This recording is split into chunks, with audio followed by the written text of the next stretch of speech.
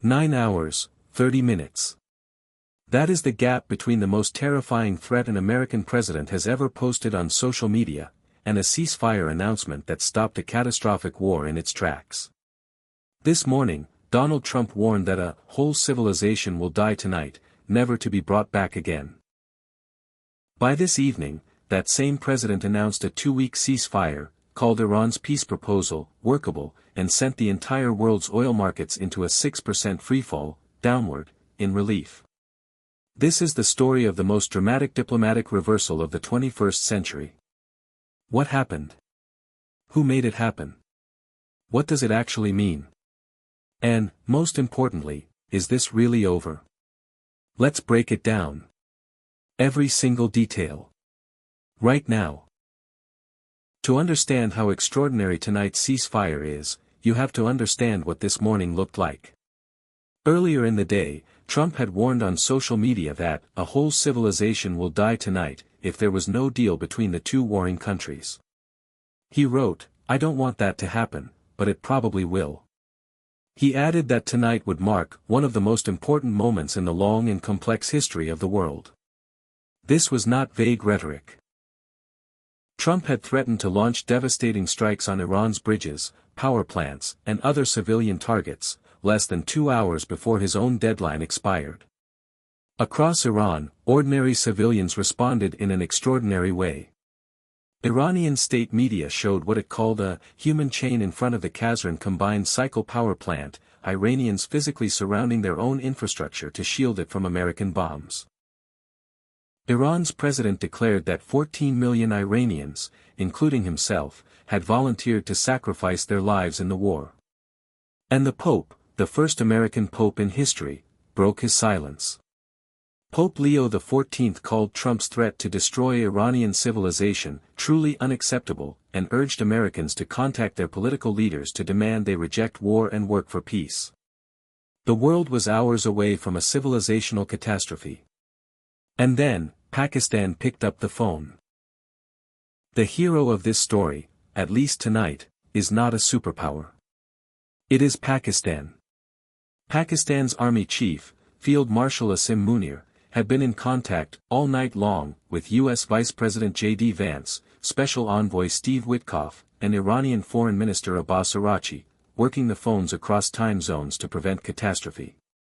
Then, hours before the 8 p.m. deadline, Pakistan's Prime Minister Shehbaz Sharif made a direct public appeal. Tagging Trump, Vance, Rubio, Witkoff, and Iranian leaders simultaneously, calling on Trump to extend his deadline 2 weeks and asking Iran to open the Strait of Hormuz as a goodwill gesture. Trump later explained that he had come to his decision, based on conversations with Prime Minister Shehbaz Sharif and Field Marshal Asim Munir of Pakistan, and wherein they requested that I hold off the destructive force being sent tonight to Iran. Members of Trump's own team, including Vice President Vance and Envoy Steve Witkoff, had also advised him to take a deal if they could get one.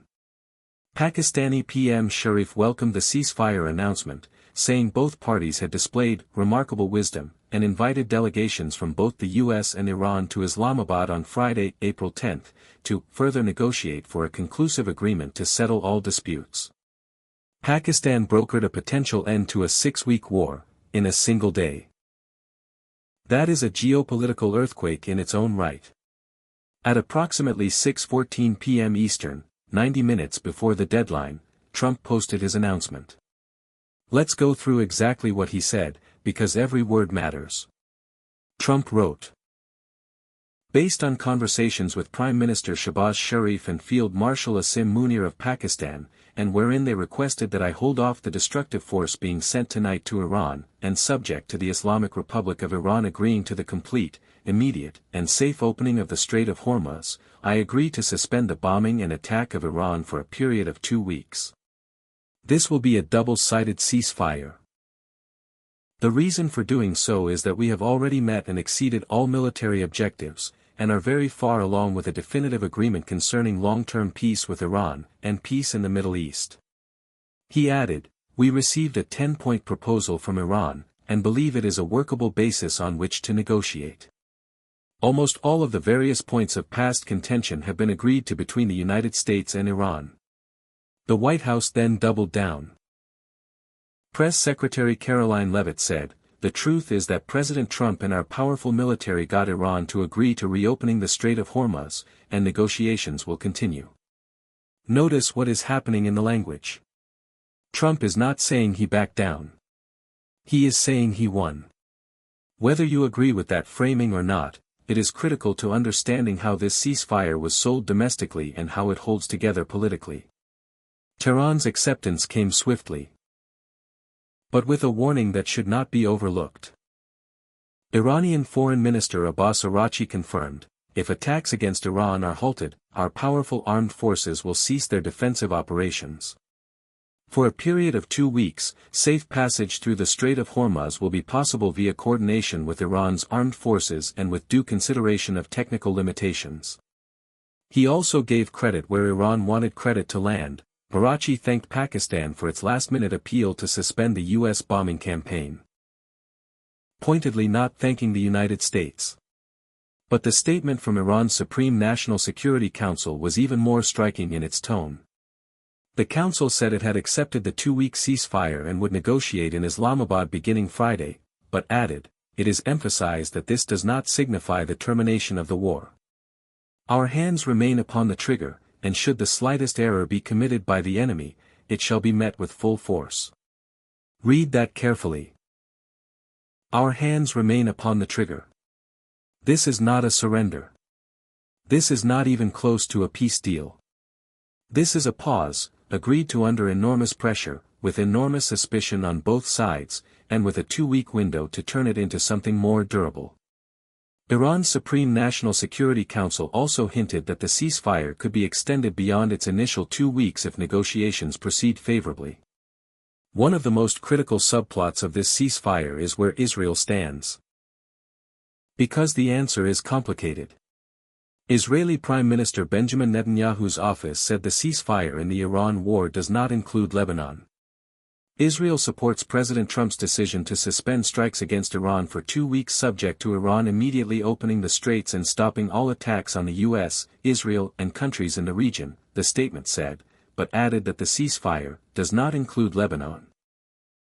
A person familiar with the situation noted that Israel would like to achieve more in the war with Iran.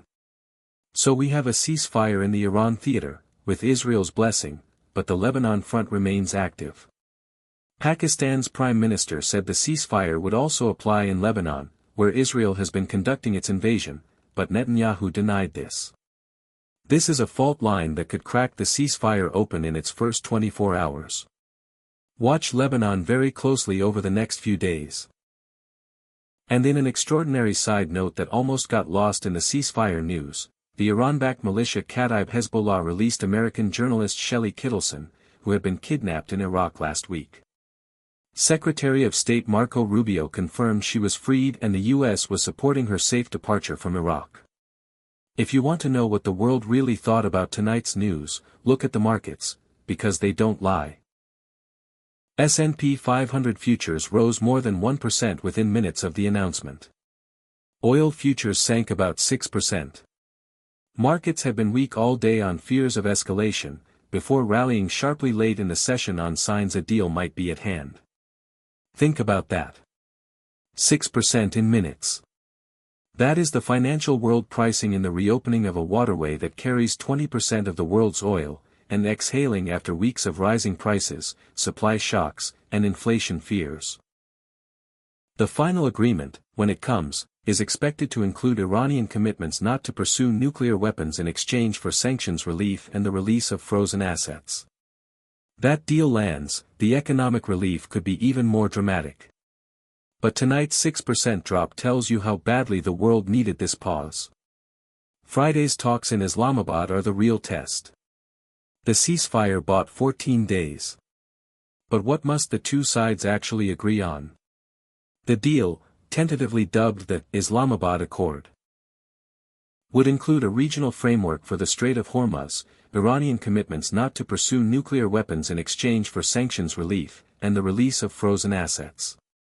Iran's 10-point proposal, which Trump called workable, reportedly includes a permanent end to conflicts across the region, a safe passage protocol for the Strait of Hormuz, reconstruction commitments, and the lifting of sanctions.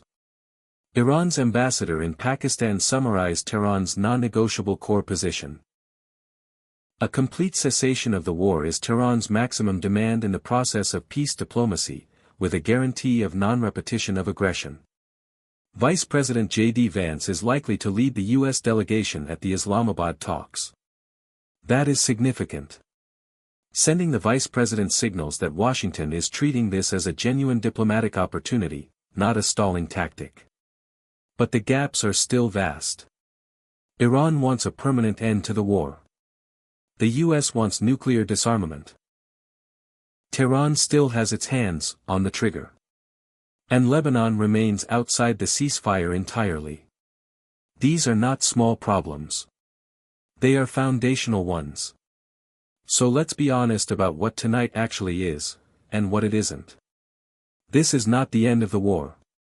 The deal buys time for the two sides to reach a longer agreement to end the 6-week-old war, which has killed thousands of people and sparked a global energy crisis. This is not a victory for either side, yet. Both Trump and Arachi are claiming victory. Both have political reasons to do so. Neither is fully right. What this is, genuinely and unambiguously, is a moment where the world stepped back from the edge. Where a Pakistani army chief and a prime minister, working phones across 3 time zones, managed to insert a pause between 2 nuclear-armed powers and a confrontation that was hours away from killing an unknowable number of civilians. After the ceasefire came into force at 8 p.m. Eastern, missiles were still launched from Iran toward Israel and several Gulf states. The guns have not fully fallen silent. The distrust is immense. The obstacles to a permanent deal are enormous. But tonight, at least, the lights are still on in Tehran. This morning, the President of the United States threatened to erase a civilization. Tonight, he announced a ceasefire. In 9.5 hours, the world changed direction. What happens in Islamabad on Friday will determine whether this was the beginning of peace, or just the longest breath before the next storm. We will be covering every development as it happens. If this breakdown gave you clarity on one of the most important news days of our lifetimes, please hit the like button, subscribe, and turn on notifications. You do not want to miss the next update. Stay informed. Stay safe. We'll see you very soon.